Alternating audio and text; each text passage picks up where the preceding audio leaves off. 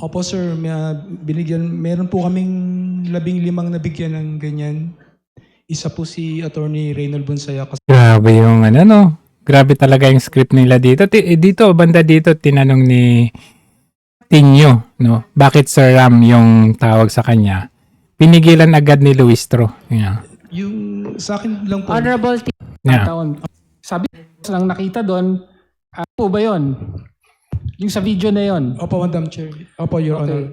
Tapos lang nakita doon, tinawag kayo dahil gusto niya makuha yung flag at inabot nyo. Tama po? Opo, Yan na. Your Honor. Okay. Ngayon, sabi nyo, kakilala nyo siya at nakakausap nyo siya sa iba't ibang pagkakataon. Ano ba ang tawag niya sa inyo? Sir Ram po ever since. Sir Ram. Okay.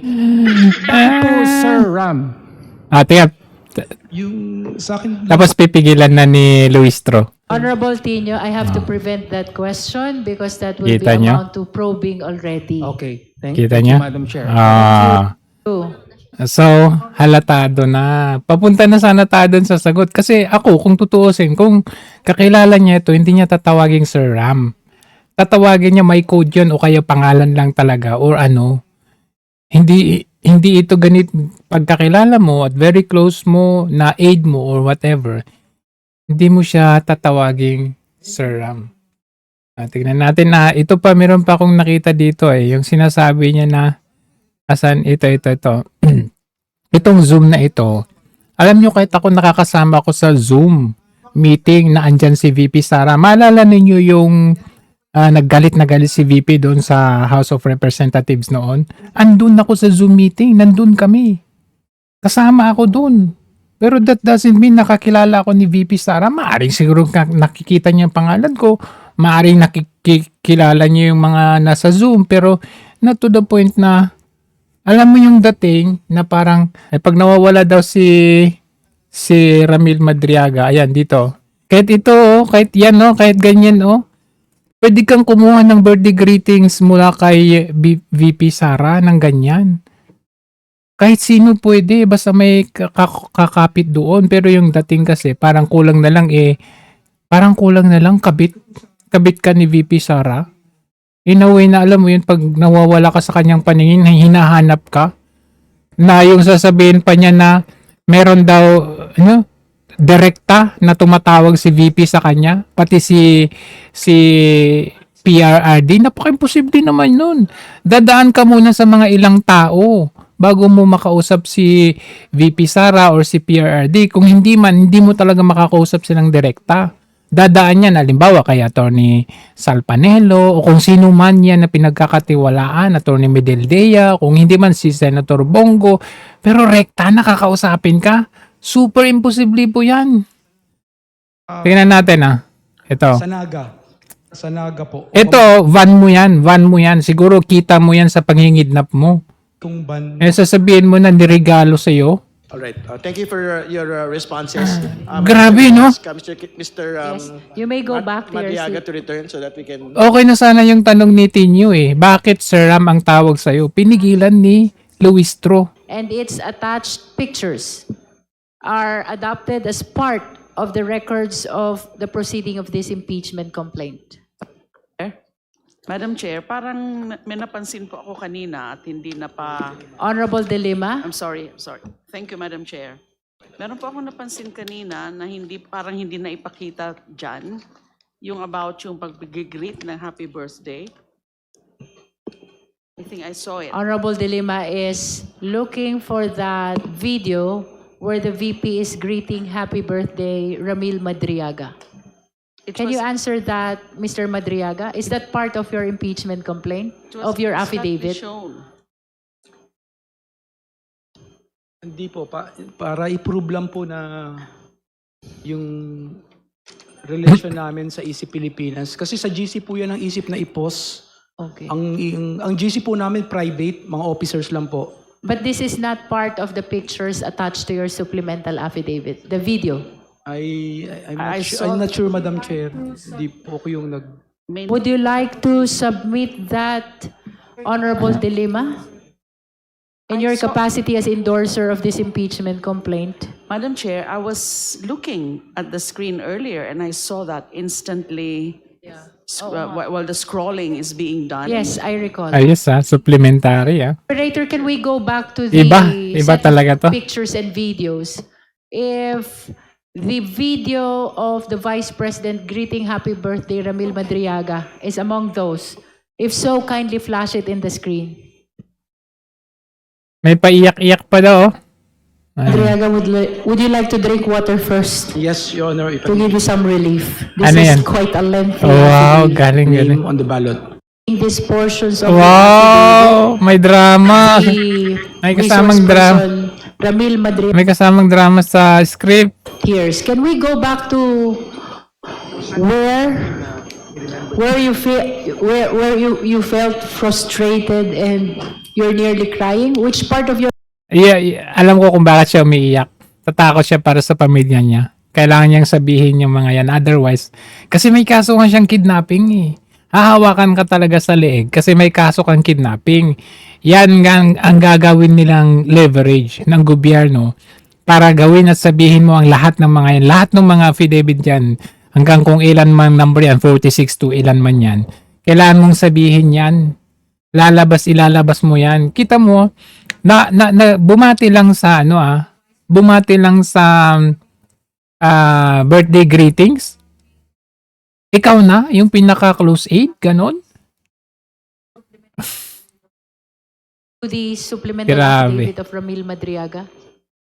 Napaiyak, kung ano-anong drama. Nako, ano pa ba yung nakita ko dito? I saw it earlier. Sobrang drama to.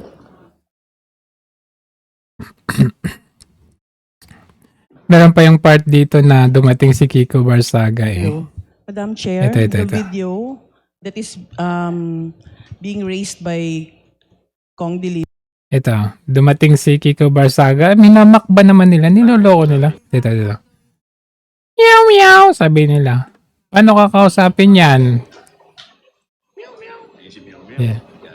Ay. Meow meow, yan si meow meow, yari ka. Sabi, paano kakausapin yan? Ay, buti pa nga yung meow meow, nagsasalita.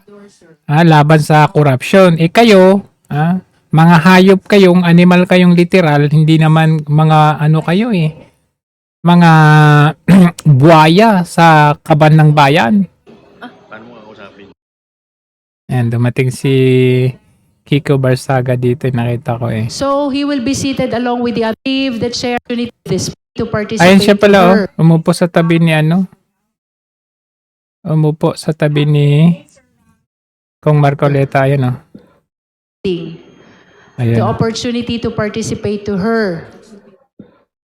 Kahit so long anong- as we continue this proceeding. Kahit anong gawin nyo, panggigipit sa amin, di kami titigil. Tingnan nyo si Kiko Barsaga, nandyan pa rin. In between PSA and COA. Madriaga, what is the relevance of this picture to your Ano relevance niyan? The resource person too. Confirm po, Nakakasama ako sa mga ano yan. Panta Quezon. sino po yung mga kasama mo po ninyo dito? Ito po ko sa Tignan mo yung datingan niya dito, nangangampanya. Patunayan niya nga, para wala pong nakita na proof niya na siya ay nagturo sa PSG or siya ang pinaka-head ng PSG. Panay pangangampanya naman ata kasama to. rin po namin si BP Sara po yung Saka dito, tingnan ninyo dito Tingnan nyo, ayan yung PSG ayan Akala ko ba PSG siya? Ayan mga PSG ito. Saka ito, Siya literal na nangangampanya lang dyan. Di ba? Ayan PSG.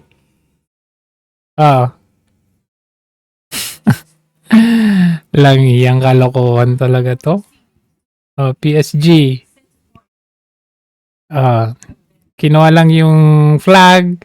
Kumbaga, na-recognize niya lang na isa sa mga core leader ay leader ng isang core group na nangangampanya for VP. Ayan o. Nagkalat ang PSG dyan. Eh siya, anong labas niya dyan? Nangangampanya lang. Pero yung gusto niyang ipalabas, parang pag hindi niya makita sa paningin, pag hindi makita ni VP sa paningin niya si Madriaga, pinapatawag pa daw siya. Wow, bongga ka. Kulang na lang kabit, ganon. I wish to place on record that there is a voice which says, Sir Ram, Dito po sa mga bagay na ito, I see Mr. Kilala lamang po. So we would want to discuss further ito pong relasyon po ninyo kay Attorney Kilala. Ano ba yung relasyon po ninyo ni Attorney Kilala, Mr. Madriaga? Si Attorney Kilala po, unang-una kong na-meet sa San Yan yung witness nyo, kidnapper? Walang. Doon po kami una nagkakilala sa car show sa San Sebastian. Siya po yung assistant din nun. Nagdala po ko ng kotse ko para isali sa car show. Doon na po nag-start yung friendship namin. So paano kayo naging malapit sa isa't isa?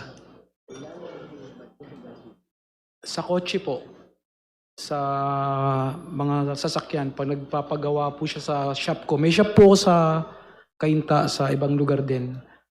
Nagpapagawa po siya ng mga kotse na pwede pang sali sa car show. Alright. Pero paano ho kayo nagkasama doon sa Isip Pilipinas? Kasi magkasama ho kayo doon sa certificate. Kasi na binigay kidnapper po kay kayo. Atty. Sayak, hindi ho ba? Opo, yung... Kaya pati sasakyan kinukuha. Doon po nag-start yung relationship. Baka carnapper din kayo. Kaibigan namin hanggang... Naglalaro po kasi ako sa San Sebastian. Lagi rin kami naglalaro sa San Sebastian. Doon po umikot sa basketball tsaka sa kotse. Hanggang Isip Pilipinas po. Ano yun nga, pero very important ho kasi na mag-clarify na mula ho doon sa paglalaro ng basketball at cars, mga kotse, lumalim po ito sa politika. Tama po ba? Opo. Honorable Ridon, Opo. I have to prevent that question because that is probing already. Yes, I submit. Please sorry. confine to the facts and information which are evident already in his official... May napansin ako. Kunwari itong sila Tinyo, sila Ridon, sila Dumugan. Oy, Dumugan, tanda-tanda mo na sa politika, mag-retire ka na. Wala kang ginawang maganda sa Baguio. Kunwari magtatanong sila ng mga probing questions. Tapos pipigilan ni Luistro. Para sasabihin nila, oh, tignan nyo, fair kami. Kala nyo hindi namin huli yung style nyong bulok. Oy, wag kami, oy. Okay ni Mr. and Mrs. Kilala. Kasal po ng eldest son ko, Madam Chair. Anak po ninyo. Opo. O, di ba? Kahit si Rufus Rodriguez kanina nagtanong din. O, anong sabi ni Rufus? Oh, I always agree to the chair. Ay, Kunwari kayo eh. ago. 6 or 7 years ago po, Madam Chair. All right. Madam Chair, I have no further questions. Thank you. Thank you, Honorable Ridon. Now we recognize the Honorable Joel Chua for continuation of clarificatory hearing on the affidavit of Ramil Madriaga. Kunwari lang sila tapos magpo-probe question sila. Pero hindi nila pa sasagutin si Madriaga. Para alam nyo na, hindi natin sabihin na bias sila. Ang sabi niya dito ay merong siyang, yung pera po na nagkakahalaga ng 33 to 35 million ay nakalagay sa duffel bag. Tama po ba? Doon sa unang affidavit ninyo. Opo, Madam Chair, Your Honor. In fact, actually, kahit yung sinasabi ni Madriaga kanina na nilagay dito yung sasakyan, dilipat dito sa sasakyan, nilagay dito sa sasakyan, you're just proving na totoo yung mga mali-malitan na pinagsasabi ng 18 Marines, Zaldico at saka si Sergeant Gutesa. Tapos ibabato nyo lang kay VP Sara. Anong sabi pala ni Luistro? Oh, ito po ay problema ng bayan. Kung hindi po kagaya ng sakit, kung hindi po natin gagamutin, ito po ay lalala, sabi niya. Oy, hindi ba sakit na problema ng bayan yung corruption ni Marcos Jr.? O bakit ninyo dinismiss yung kanyang impeachment? So lumalabas na sinasabi nyo, ito po yung problema ng bayan natin. O kailangan gamutin. O bakit yung kay Marcos Jr.? Sa dalawang to. Wala po sa dalawa, Madam Chair. Wala? Wala po. Yung itsura lang, kamuka. Wala din po. Wala. So ibig sabihin, pwede bang mas malaki dito? Tatlong doble po o 4. Nakita nyo, prepared sila. Alam na nila eh. Prepared sila sa sample ng bag eh. Galing talaga ng script nyo. So, ibig sabihin po, 3 times nung bag na pinakita ko po. 3 to 4 times, Madam Chair. 3 to 4 times. Hindi na yung duffel bag. Doon po sa mas malaking duffel bag na pinakita po Walang natin. hiya. Pahaba po, pataas. Pataas, ito po, nasa screen. Dito po sa screen, ayan po. Makitid po yan, tsaka wala pong gulong yun. Tapos, Walang gulong, makitid. makitid po yan. Yun po malapad. Mga dalawa pong ganito po. Ang lapad po. Ang lapad. Tapos ang kapal po mga isang... Alright. So, that would be all, Madam Chair. Any other clarificatory question? The Honorable Adjong. Thank you, Madam Chair. Maraming salamat po. Magandang hapon, Mr. Madriaga. Gusto ko lang pong linawin yung inyong salaysay dahil ito ay Kunwa-kunwaring linawin ha. less para po maintindihan ng karamihan sa atin ngayon. Gusto ko lang pong tanungin yung mga few portions doon po sa inyong paglalahad ng inyong affidavit and yung supplemental affidavit. Madam Chair, let us remember that, again, I also echo the sentiment of my good friend, Representative Lagbas, that we should confine our questions with the complaints under the Sabalia et al. Complaint.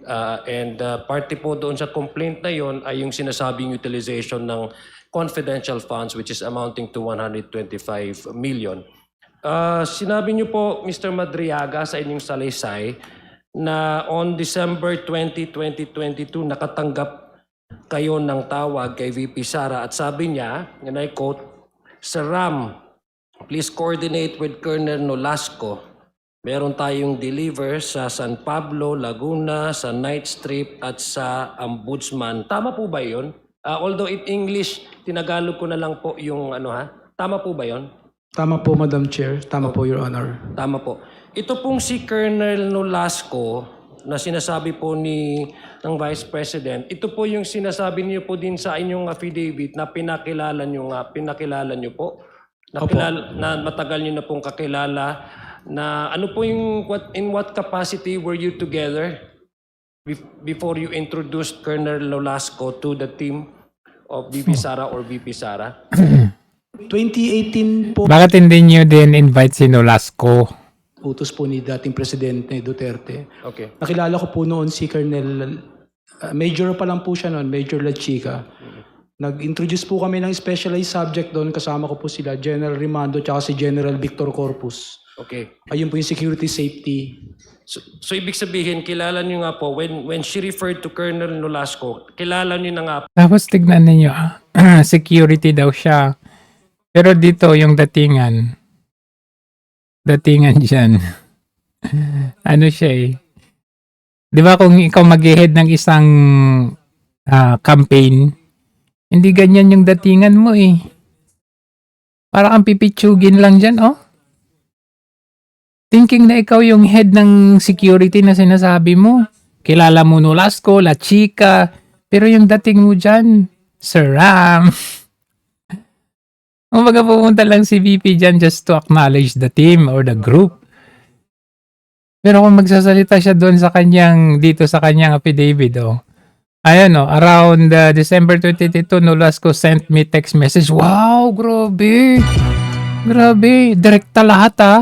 Si PRRD, si VP Sara, yung mga colonels. Opo, Madam Okay. Chair. Okay, tapos nung dumating na po kayo doon sa DepEd Central Office, nakita niyo may naglalakad na si Colonel Nolasco at may kasamang isang babae na you learned later on as the Special Disbursing Officer, Gina Acosta. Tama po ba? This is also according to your affidavit. Hindi po. Ano pong nangyari doon? Ang kasama po ni si at Colonel Lachica po yung lumapit sa amin ni Colonel okay. Nolasco. Kasama Okay. niya po yung babae po. Okay. So ibig sabihin, dumating po kayo doon ay kasama niyo po si Colonel Nolasco, tapos si Colonel La Chica, kasama niya po si SDO Gina Acosta. Tama po ba yon? Hindi ko po sure yung Acosta. Di pa I sure, can remember her face but not the name. It's, I'm not- Madam Chair, for the information of this August chamber, according to the affidavit of Mr. Madrega, which he read earlier, on page 12, ang sinabi, number? Page 18. Page 18, number 60. At around, I'm quoting directly from the affidavit of Colonel Mr. Madriaga. At around past 3 to 4 p.m., 2 government vehicles with red plates entered the DepEd compound, and then Colonel Nolasco told me, ayan na, ayan na. Colonel La Chica appeared with a lady who I later learned to be Special Disbursement Officer SDO Gina Acosta. Thereafter, 4 large dark bags were unloaded from the vehicles, 3 large bags and 1 lighter colored and relatively smaller bag. Colonel Nolasco told me that each bag contained around 30 million pesos to 35 million pesos. Tama po ba yung pagkabasa ko? Sa affidavit. Tama po. So tama lang po yung pagkasabi ko na nung dumating... Alam niyo sa mga ganitong transactions, halimbawa si Nolasco, sila Chica, or si VP Sara, hindi mo yan sila makikita na, halimbawa Nolasco, pipick up yung bag. Hindi po siya mismo yung magpipick up, may tao yan si Nolasco. May tao sila Chica. At kung si VP man ang tatawag, hindi yan tatawag ng direkta sa'yo. Hindi mismo si VP Sara ang makausap mo dyan. Hindi mismo si PRRD ang kausap mo dyan. So isa talaga itong malaking kalokohan. Kasi dito sa affidavit, parang si Nolasco ang biglang nag-appear sa entrance, nag-pick up sa ganito, sumakay siya sa ganito. Imposible po yan na siya mismo magpipick up ng mga duffel bags na yan. reported publicly that the 125 Ay, nako, million Diyos ko confidential po. funds were actually spent in 11 days. At according to you, hindi po yun totoo dahil 24 hours ay nai-deliver na namin. Wow, grabe oh, 11 days, ginawang 24 hours. Chair, Your Honor. So yung pinakita po kanina Ay, ni grabe na talaga. aking kasamahan na duffel bags na na-mention din niyo po dito sa inyong affidavit na duffel bags, yun po yung eksaktong nakuha ninyo na received from by you from Colonel La Chica and Gina Acosta, as you mentioned here in your affidavit, as the amount to be transported or to be delivered. Tama po ba yun? Opo, Your Honor. Okay. Nakita nyo naman po yung bag na yon at tinuro pinakonfirm po sa inyo yon at na-describe nyo naman po kung gaano kalaki at kaliit. Tama po ba yung kanina lang, no? Opo, So Your ibig Honor. sabihin, kung kayo po yung nag-transport at na-deliver nito, at kayo, sabi nyo nga po, kumuha kayo ng 1 million, ibig sabihin, nahawakan nyo po itong duffel bags na ito. Tama po Opo, ba? opo, Madam Chair. Opo, Your So, Honor. mabigat ba? Opo. Gaano kabigat? Madam Chair, Sa... probing. Ayan, kanwari, proving yan. Confine ourselves Okay. to what Okay. appears in the affidavit already. Okay, I'm just curious. Kanwari sila eh. Yeah, I know. I understand. So I will simply, Madam Chair, Kasi, wag na kayo magkunwari na hindi nyo alam na probing questions talaga yan. Wag kayo magkunwari na, uy, pumasok kayo dyan sa mini trial ninyo tapos hindi nyo alam na yung tinatanong nyo yung probing questions na. Kaya kunwari lang yan sila eh, papasok din sila na, oy, probing questions yan. Oh, okay, I submit to that. which is basically the 125 million pesos spent in just 11 days, it appears, Madam Chair, that the person involved in the distribution of this 125 belies the 11 days, but in fact admitted that it was spent within 24 hours. That is exactly what his affidavit is saying, and that was we are trying, Mr. Chair, to actually solicit from him and to confirm whether his allegations, his affidavits are true or not. Maraming salamat, Mr. Madriaga. Maraming salamat, Madam Chair. Maraming salamat po. Thank you, Honorable Adjong. Any other justice members who wish to raise clarificatory questions. I will be calling Honorable Abante, Madam Chair. and then Honorable Jokno, and then Honorable Tinio. Madam Chair. Before they, Is this a point of order? no, I just wanted to finalize some of the questions. With the indulgence of the justice members, I have called already. Mayroon yata pong naiwang question si Kong Ridon. So with your indulgence, we recognize the Honorable Ridon. Maiksi na lang po. Very important ho, Madam Chair, Mr. Madriaga, na maging tapat no, sa komite at sa dito sa usapin po na ito dahil mabigat yung mga paratang. Binanggit po ninyo sa supplemental affidavit yung pong kahandaan po ninyo na magbukas no, ng inyo pong mga bank accounts for further scrutiny ng komite at ng Senate Impeachment Court in the event na tumawid po ito sa Senado. Do you confirm this commitment that you will allow yourself, allow the committee and the future proceedings or tribunals to open your bank accounts? I confirm po, Madam Chair, So at this Your Honor. Okay, at this point po ba, Mr. Madriaga, kayo po ba ay pipirma ng bank waiver para ho mabuksan ng lahat ng relevant bodies katulad ng komiteng ito, katulad po ng Senate Impeachment Court at ng iba pang mga law enforcement or investigative bodies na masilip po yung nilalaman ng inyong pong bank account. Kasi particularly binanggit po ninyo sa inyong pong affidavit na marami pong kaperahan na pumasok at lumabas sa inyong pong mga accounts. Do you confirm that you will sign a bank waiver? Opo, Madam Chair, I will sign po. Alright, yun lang po, Madam Chair. Thank you. Now we recognize the Honorable Abante. Madam Chair. Thank you. Is this a point of order, Honorable Not a Ilago? point of order, but may I also be listed in Yes. one of the... Yes. Thank you. Same here, Madam. Bakit kaya hindi nila isama yun sila? Yan si Kung Paulo to, yung ulo na to. Saka si Kiko Barzaga eh. Sa supplement Nandiyan naman sila. affidavit mo, Mr. Ramil Madriaga, babasahin ko, ano po, Ba, nagpakulay ng buhok. Dati puti yung buhok ka.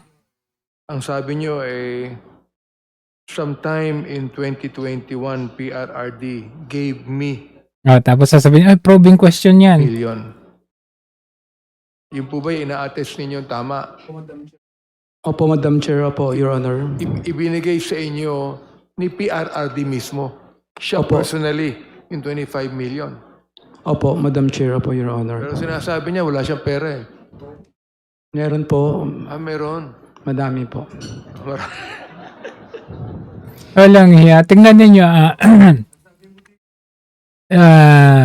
ayon sa salaysay ni Madriaga, binigyan daw siya niregaluhan daw siya ng worth 6 million na motor. Aba, riregaluhan ka ng motor na worth 6 million? Eh yung motor nga ni PRD, yung Can-Am na Riker. Ang presyo nun, pag second hand, nasa 400K. Pag brand new, 1.2 million. So, sabihin na natin kahit brand new yung kay PRD, 1.2 million yun. Kay PRD, 1.2 million ang motor niya. Tapos ikaw riregaluhan kanya ng 6 million. So, paano na kami maniniwala niyan? Doon pa lang, hindi ka pa paniwala. Ayan o, ito. Ayan o, itong motor. Resource person dito. Ito na pala yung pag-uusapan nila. O, yung motor. O, tingnan natin NCR ng dalawang Harley Davidson motorcycles na Dalawa pa. ng anak niya, Dalawa pa. Si PRD, dalawa lang ata ang kanyang motor. cycles na nasa pangalan niya. Oh, Ayan po, na gusto ko 2 lang million. sabihin na ito po yung ilalabas niya, no? 2.5. Gayon din yung mga binili mo na mga Yamaha, di ba?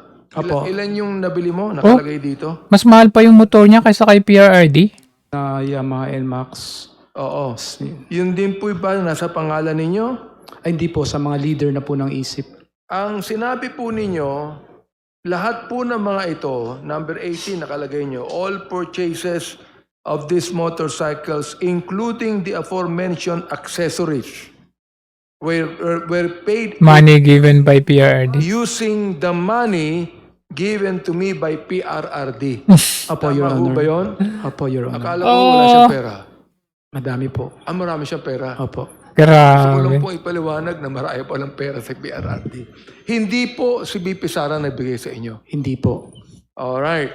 Ngayon, the fact na pwede niyong ibigay, siguro, Madam Chair, hindi lamang dito sa committee hearing ito, kundi kung na Kailangan niyang patunayan yan.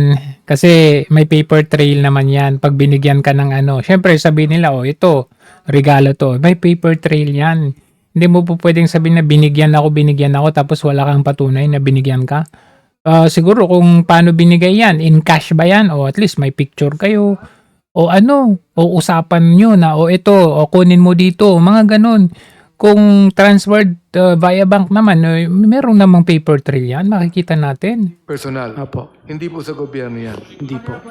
Okay. Honorable Abante, the last question is a probing question. Probing questions, kunwari I na. solicit a motion to strike out from the record the last question and the last answer of Madriaga Tulad po ng as to the nature of the money that was handed to him. tulad po ng sinabi ni Congressman Rufus, I submit to the Yes, wisdom may I of- solicit a motion? So moved, Madam Chair. There is a motion to strike out from the record the last question on the nature of the money that was handed to Ramil Madriaga. Is there a second? Same has been seconded. Any objection? Hearing none, the motion is approved. Pwede naman nyo i-strikeout nyo yan, makikita pa rin naman yan. Gaganon nyo na lang naman yan. Kunwari talaga. 5 million na ibinigay ni Lin Wei Xiong. Siya po ba ay gusto ko lang malaman, Madam Chair, baka probing na naman to. Di ba?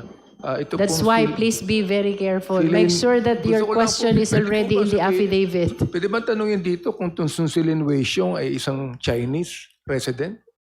I think that will be a probing question also because that is outside the context of the affidavit of the resource person. Alright.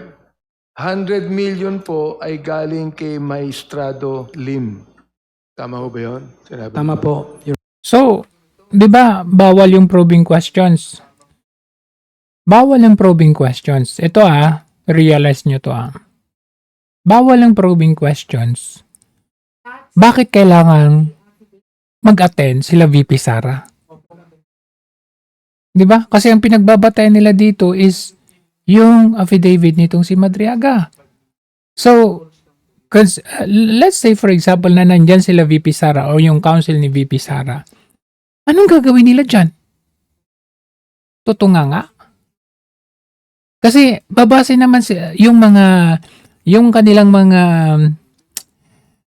questions dyan, babase dyan sa affidavit ni Madriaga. Sa inyong Opo. Rumenta. Unless otherwise, meron ding from the part of the defense council, defense team. Yung supplemental affidavit.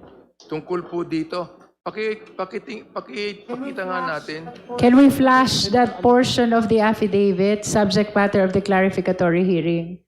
Oh, ayan, tignan ninyo, 100 million, I promptly informed him and he directed me to get another 100 million pesos from Maestro Lim, who we call Tanda at the Hyatt Bonifacio Global. So ito, meron ito conversation may record of conversation. Yun yung mga dapat ipakita ni Madriaga, hindi yung mga larawan na kasama si VP Sara. Kasi anybody can have a picture with VP Sara. Yung mga ipakita niya, yung dapat ilagay niya dan as exhibit 1, exhibit B, exhibit C, yung conversations. Kung hindi conversations, yung transaction sa bangko. Kung hindi transaction sa bangko, pictures nung kagaya nung inilabas nung 18 Marines, may mga pictures ng maleta, may mga videos ng mga maleta. Kung ganito pictures lang with VP Sara, paano kami maniniwala? Sige, paano nga ba? We are reminding the justice members that our clarificatory questions are limited to 5 minutes only. If that will not be sufficient, you will be listed for the second round.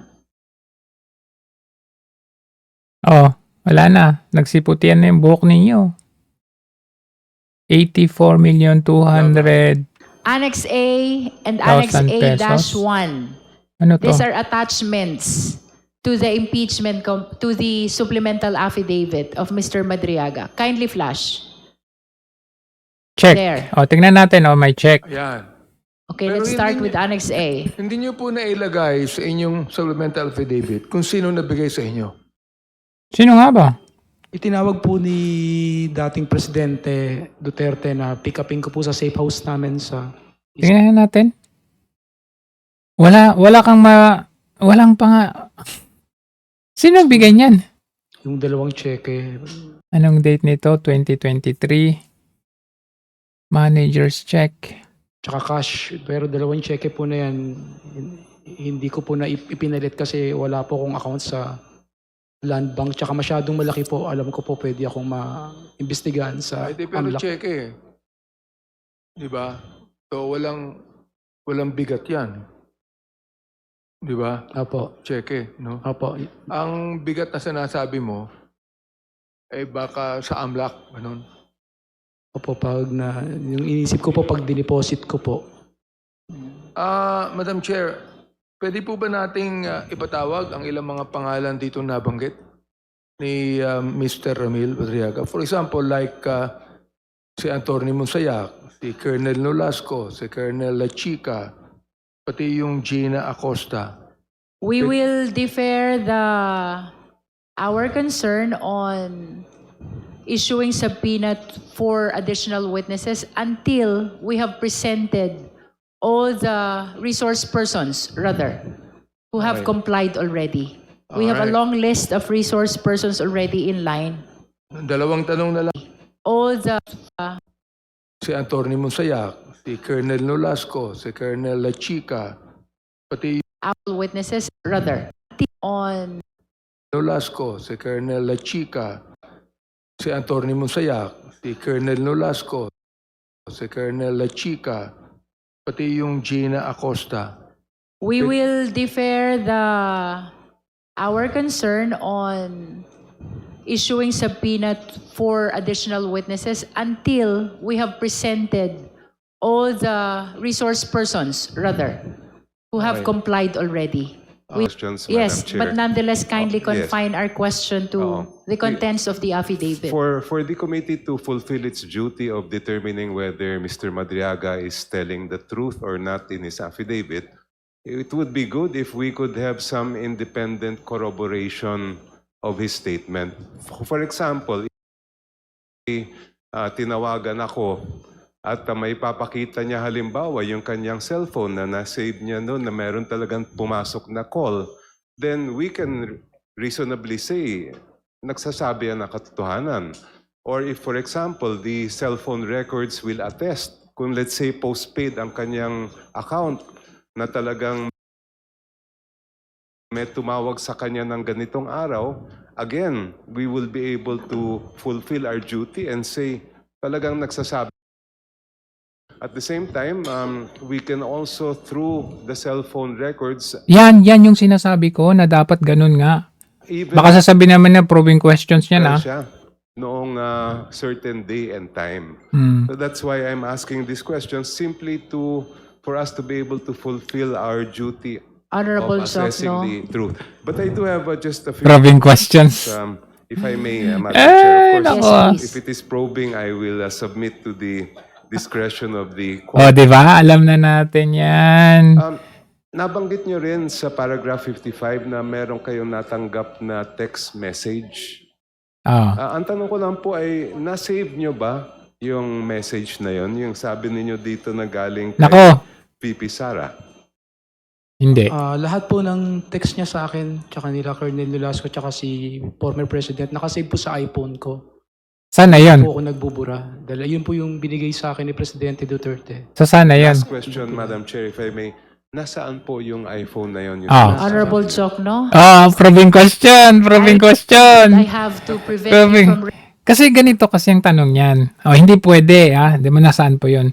So, ang sabi nito ni Luis Tro kanina, ito na to, pwedeng ma-dismiss natin o pwedeng magtuloy sa Senado.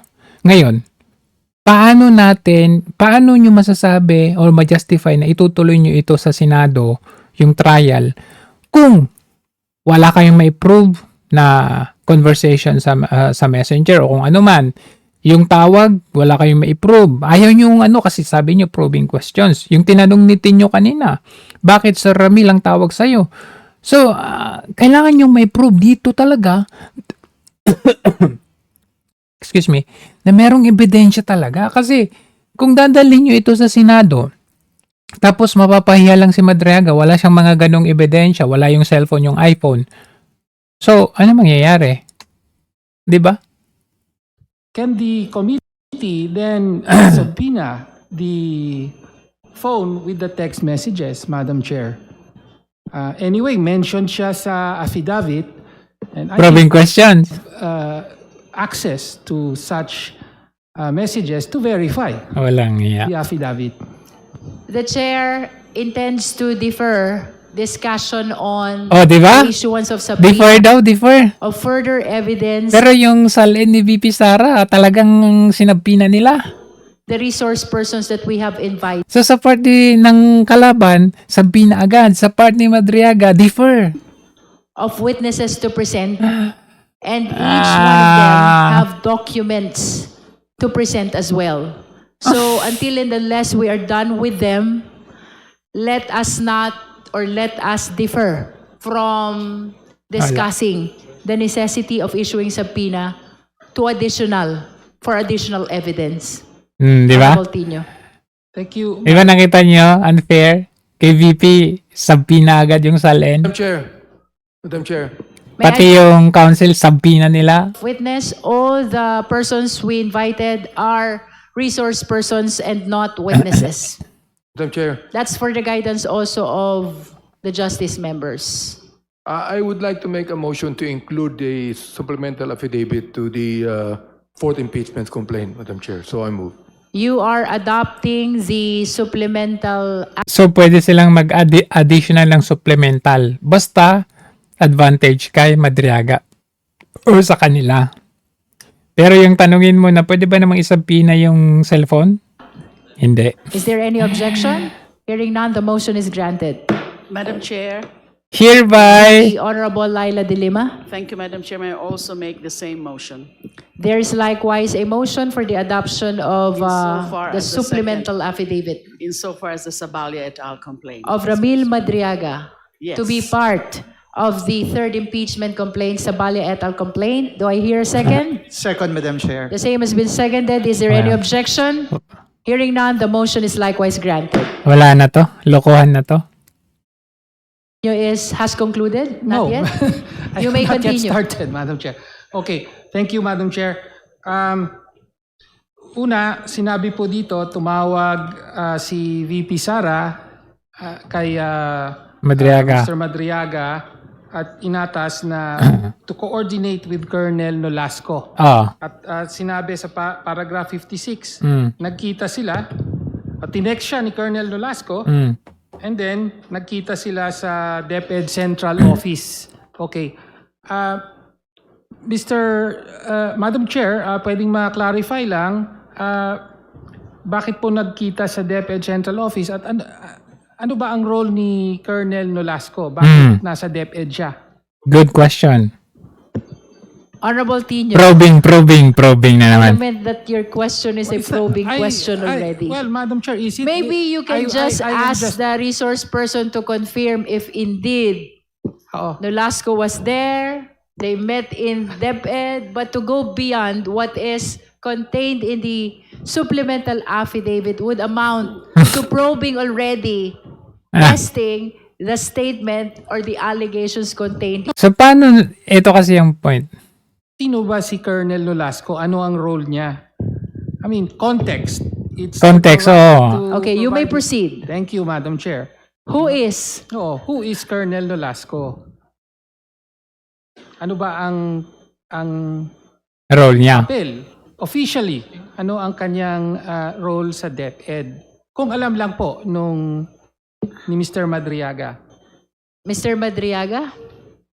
Si Colonel Nolasco po nung time na nanalo po si VP Sara, ang sinabi po niya sa akin baka pwedeng lumipat na po siya ng BPSPG nung nalaman niyang mag-separate na po.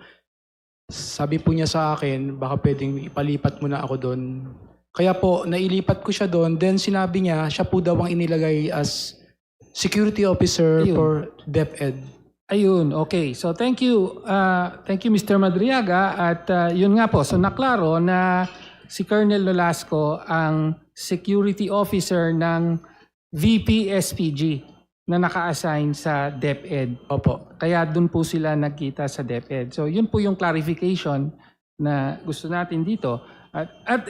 To further emphasize, member siya ng VP-SPG. Yung VP-SPG, yan yung Vice Presidential Protection and Security Group. Okay, thank you. Ngayon, ito naman, sabi nyo sa paragraph 60, at around 3 or 4 p.m., may dalawang sasakyan na dumating. Tapos sabi ni Colonel Nolasco, ayan na. And then Colonel La Chica appeared with a lady. Okay, si Colonel La Chica naman. Sino Ano yung po function si Colonel na? La Chica? Si Colonel La Chica po, yung sinabi ko kay Colonel Nolasco na kumuha ka ng magli-lead sa inyo Okay. sa BPSPG. Kasi hindi pa po siya pwede dahil Lieutenant Colonel pa lang po siya nun. So kailangan po ng full-fledged Colonel. Okay, so si Colonel La Chica ang head ng VP-SPG. Opo, siya po yung naging head. Okay, so si Colonel La Chica, head ng VP-SPG. Tapos naka-assign siya sa Office of the Vice President. Opo. Tama po.